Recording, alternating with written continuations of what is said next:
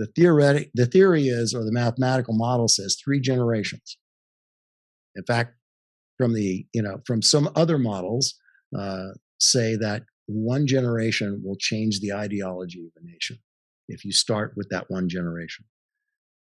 Mathematically, to really hit that critical mass, you need 3 generations. But if you had 3 generations who were not being told this isn't real, or not being told that you can't talk about that because it's juxtaposed to our religious beliefs, or something else.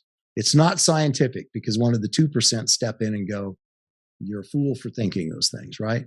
Right. How different would the global society be? Because you and I talked earlier, and I said to you that new research is being published that says this old adage of we use 10% of our brain.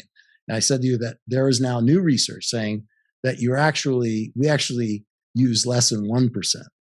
So if we're born into this life, assuming that research is accurate, that's even 1 to 10%, but assuming that research is accurate,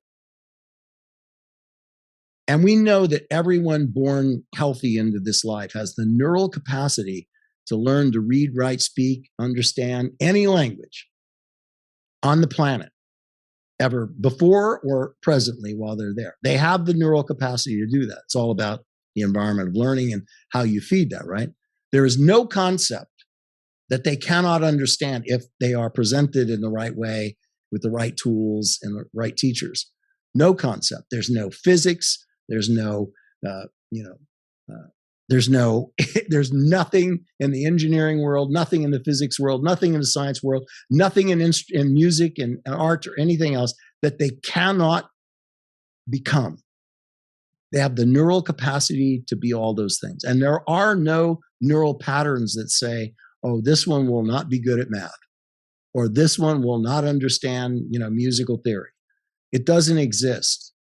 But if they are not challenged and awakened and structured in that way, then by age 12, there is a Darwinian pruning that takes place. I don't think they know how much is sloughed off, but there is a sloughing of neural capacity. Still, even as adults, we are at the 1 to 10%. I'm going to go with a 1% for my thesis here. That this less than 1%. We're born into this life with the capacity to live a life up to 68 years as I have now, and I'm not even using 1% of my brain, right? Why? What's missing that would give me the other, 99%? Why am I not doing that? And if I was born into this life with this ability to be connected with something outside the physical, to truly be and understand an omnipotent, omnipresent, right, omniscient, eternal perspective on life. If you're gifted with those and born into this life with that, why was that? Why were we given that? We couldn't have been given that because it was just a mistake. If you want to give that, that quality to God that created us, or if you want to call it a creator, I don't care if you think we came from an alien planet. It doesn't matter to me. None of that matters because it's not provable at this juncture. So all I know is we are an amazing in capability. Something was born here. And what do we need to do to realize our true promise and possibility? What do we need to do? I just know that that's not going to happen, me teaching adults in a classroom. All that can happen is me inspiring adults in a classroom to turn around and look at the wee ones next to them and say, okay, check it out. We're going to do some new stuff. And start working those kinds of programs in there. And there's lots of help out there now. I'll give you one example. One of my students who's also with me on Clubhouse all the time as a moderator. She has taken her daughter. It was one of the things that I've seen. She videos these for me and sends them to me. And she bought these plastic squares. Plastic squares, one's dark blue, the other is yellow.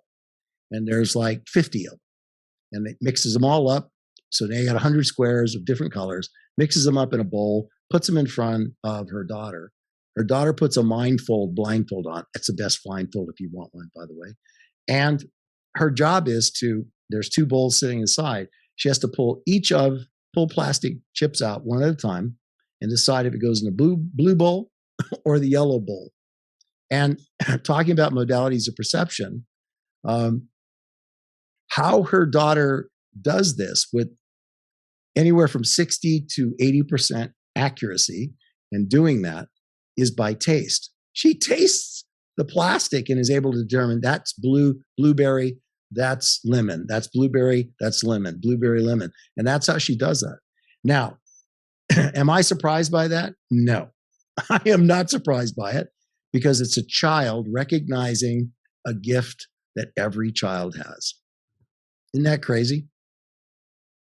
I think on that note, we'll end this episode. We'll get into the next topic, which you also tantalizingly referred to, kind of this off-world historical record. So join us on the next episode. Thank you again, Dr. Morehouse, and we'll see you soon. If you enjoyed this video, please hit the like, subscribe, and notification buttons. Additionally, if you have any feedback, please put something in the comments below. And lastly, if you want to watch the full episode of this clip, you can find it above. Thanks again for watching.